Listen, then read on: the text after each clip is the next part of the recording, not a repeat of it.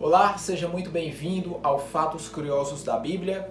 Hoje nós vamos dar prosseguimento aos estudos acerca da escatologia sobre a guerra na Ucrânia, análise sobre as profecias acerca do fim e se tem algum tipo de ligação com isso. Mesmo que não tenha ligação com o início do fim, mas pelo menos está conectado com a preparação para esse fim.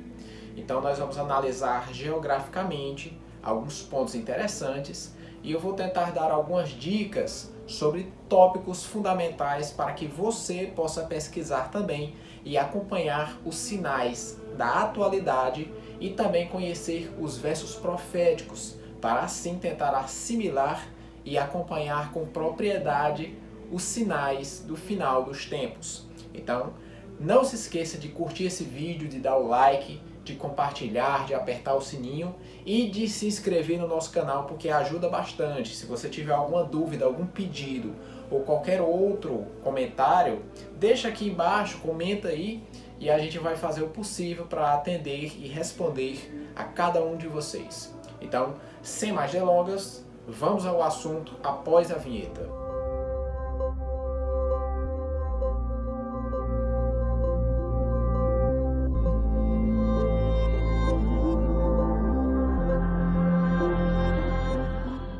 Então vamos lá, acerca desse assunto, nós já vimos em vídeos passados que os povos que atacarão Israel serão os povos do anticristo.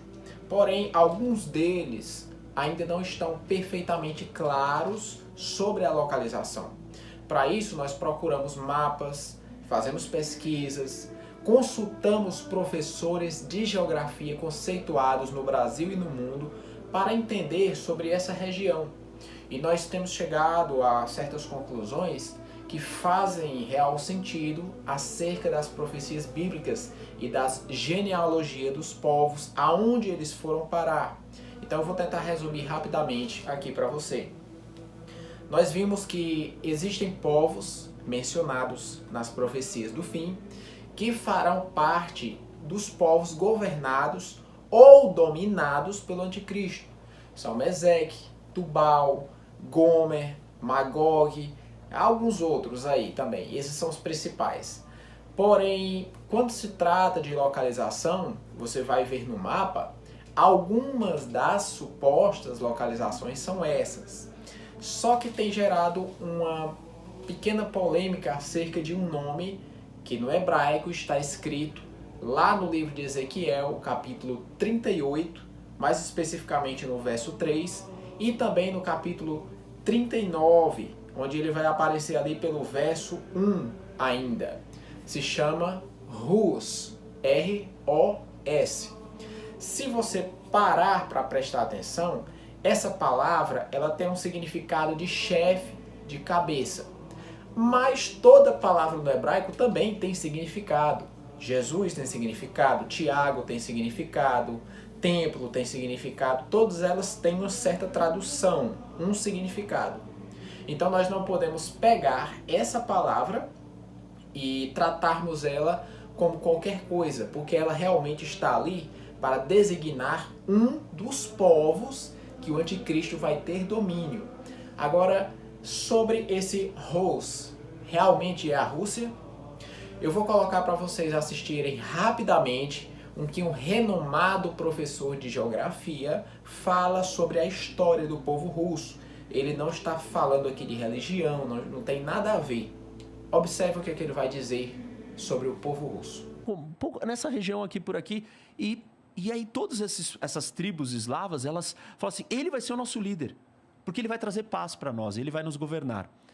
Esse cara, ou esse povo que chega, é chamado de Rus.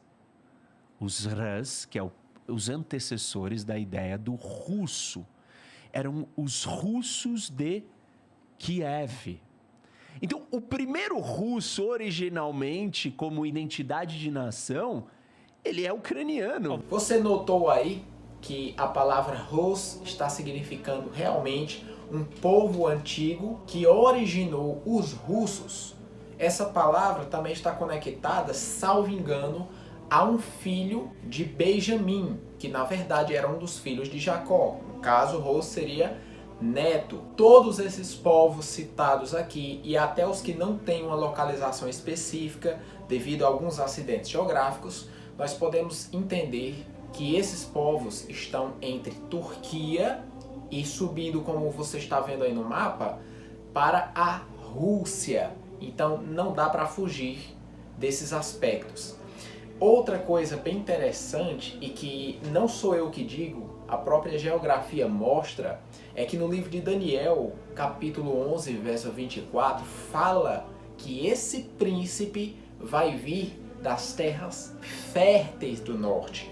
Se você parar para olhar, as terras mais férteis que realmente existem no mundo estão ao norte de Israel e são justamente essas localizadas ali pela Ucrânia e Rússia. É tanto que o próprio Brasil exporta fertilizantes daquela região. Olha o que é que o jornalista da CNN fala. Quais terras são essas? A primeira ilustração que eu quero trazer para vocês é justamente dessa região, the Bloodlands. Milhões de pessoas, olhem ali para baixo, à direita, centro à direita da sua tela, é a região da Ucrânia, uma das mais férteis do mundo. Acredito que você deve ter visto no livro de Apocalipse que essa besta, ela meio que vai reencarnar o império anterior. Não precisa ser especificamente o mesmo lugar do império anterior, pode ser outro, mas ela vai possuir algumas características, nomenclaturas. Então preste atenção. Roma tinha um imperador, e esse imperador era nomeado de César. Se formos para os dias atuais, existe um império, digamos assim, um país que quer meio que formar o império, que já foi o império, e que se nomenclatura de Czar, que é o nome César na língua deles. Não estou dizendo que realmente o anticristo vem de lá e que essa é a nação do anticristo, mas estamos aqui a analisar profecias e ficar de olho nos sinais do final dos tempos. Mas eles herdaram isso do Império Bizantino, que está localizado também ao norte de Israel, que é a Turquia, e é onde está uma boa parte desses povos que aqui estão descritos nas profecias. Os textos proféticos dizem que ele virá caladamente, ele tomará o reino caladamente. Nós vemos quem está fazendo isso nos dias de hoje.